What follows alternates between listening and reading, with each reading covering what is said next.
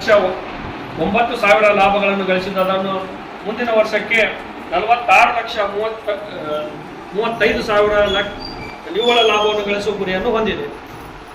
ನಿವ್ವಳ ಲಾಭ ಹಂಚುವಿಕೆ 2023-24 ಸಾಲಿನಲ್ಲಿ 44,09,169 ರೂಪಾಯಿ ನಿವ್ವಳ ಲಾಭ ಗಳಿಸಿದ್ದು. ಈ ಲಾಭಾಂಶವನ್ನು ಸಂಘದ ಕೋರ್ಟ್ ನಿಯಮ 80B ಕಾಯ್ದೆ ಕರೆಯುತ್ತಾರೆ.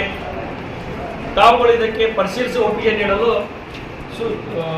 ಆಶಿಸುತ್ತೇನೆ. ಕಾಯ್ದಿಟ್ಟ ನಿಧಿ 30%, 1,32,748 ರೂಪಾಯಿಗಳು. ಲಾಭಾಂಶ ಉಳಿಕೆ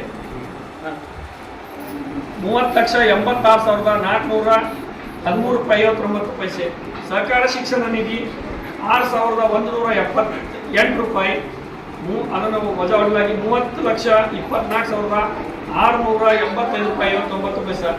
ಧರ್ಮಾರ್ಥ ನಿಧಿ 1,51,240 ರೂಪಾಯಿಗಳು. ಷೇರು ಸರಿಪಡಿಸುವ ನಿಧಿ 1,51,234 ರೂಪಾಯಿಗಳು.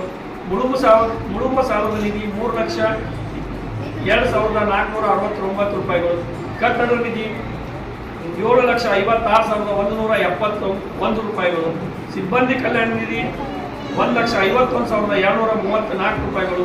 ನೌಕರರ ಉಪದಾನ ನಿಧಿ 9,741 ರೂಪಾಯಿಗಳು.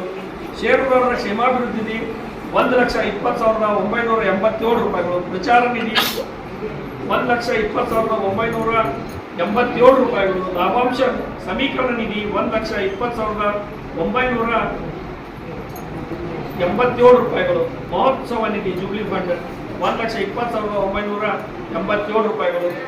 ಕರ್ನಾಟಕ ಮಹಾಮಂಡಳ 5% ಅನ್ನು ಕೊಡು ಮಾಡತಕ್ಕಂಥದ್ದು 15,123 ರೂಪಾಯಿ. ಹಾಗೂ ಡಿವಿಡೆಂಟ್ 15% 7,23,029 ರೂಪಾಯಿ. ಇದರಲ್ಲಿ ಒಂದು ನಮ್ಮ ಎಲ್ಲ ಷೇರುದಾರರಿಗೆ ವಿನಂತಿ ಏನಂತಂದ್ರೆ 15% ಇದ್ದದನ್ನು 10% ಕೊಟ್ಟು 5% ಬಿಲ್ಡಿಂಗ್ ಫಂಡಿಗೆ ತಗೋಬೇಕಂತೇಳಿ ವಿಚಾರ ಮಾಡಿ. ಯಾಕಂದ್ರೆ ಮೇಲ್ಗಡೆ ಒಂದು ಭವನ ಟೈಪ್ ಅಂದ್ರೆ ಒಂದು ದೊಡ್ಡ ಹಾಲ್ ಮಾಡಿದ್ರೆ ಮುಂದಿನ ಜನರಲ್ ಮೀಟಿಂಗ್ ಇರ್ಬೋದು, ನಮ್ಮ ಸುತ್ತಮುತ್ತ ಇರ್ತಕ್ಕಂಥ ನಮ್ಮ ಷೇರುದಾರ ಬಂಧುಗಳು ನೇಕಾರ ಬಂಧುಗಳಿಂದ ಅವ್ರಿಗೆ ಏನಾದ್ರು ಸಣ್ಣ ಪುಟ್ಟ ಕಾರ್ಯಕ್ರಮ ಮಾಡೋದಕ್ಕೆ ಅನುಕೂಲ ಮಾಡ್ಬೇಕಂತ ನಿರ್ದೇಶಕ ಮಂಡಳಿಯವರು ಆಶೆಯನ್ನು ಪಟ್ಟು ಎಲ್ಲರೂ ಚರ್ಚೆಯನ್ನು ಮಾಡಿದ್ವಿ. ಇದಕ್ಕೆ ತಾವೆಲ್ಲರೂ ಚಪ್ಪಳೆ ಮೂಲಕ ಒಪ್ಪಿಗೆ ಕೊಟ್ಟು ಅದನ್ನು ಮಾಡ್ತೀವಿ ಅಂತೇಳಿ ಈ ಮೂಲಕ ಯಾವ್ದು ಬಿಡ್ಬೇಕು ನಮಗೆ ಆಡಳಿತ ಮಂಡಳಿ ಯಾರು ಏನಿರ್ತೀವಲ್ಲ ಅಲ್ಲಿ ನಿರ್ಧಾರ ಮಾಡ್ತೀವಿ.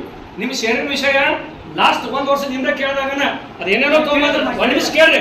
ಕಳೆದ ವರ್ಷದಾಗ ನಡೆದಂತ ಘಟನೆ ಅದರ ವಾಸನೆ JB ಒಳಗೆ ನೀವು ಕ್ಲಿಯರ್ ಮಾಡಿದೀವಿ. ಸದರ ವಿಷಯವಾಗಿ ನೀವು ಗಮನಕ್ಕೆ ತಂದಿವಿ. ಚರ್ಚೆ ಮಾಡಿದ್ರೆ ಈ ವರ್ಷ ವಿಷಯದಾಗ ಏನಾದ್ರು ಇದ್ರೆ ಹೇಳಿ. ಶೇರ್ ಮಾಡ್ಬೇಕ ಅವ್ರ ವ್ಯವಹಾರ ಮೊದಲು ಚಲೋ ಇರ್ಬೇಕು, ಅವ್ರು ಏನಾದ್ರು ಟ್ರಾನ್ಸಾಕ್ಷನ್ ಇರ್ಬೇಕು. ಹಂಗತ್ತೆ ಇತ್ತಾದ್ರೂ ನೋಡಿ ಮುಂದಿನ ಒಳಗ ಮಾಡ್ತೀವಿ. ಆದ್ರೆ ಅದು ಆಡಳಿತ ಮಂಡಳಿಯವರು ಒಪ್ಪಿಗೆ ಕೊಟ್ಟಾಗ ಇದನ್ನ ಗಮನದಾಗ ಇಟ್ಕೊಂಡು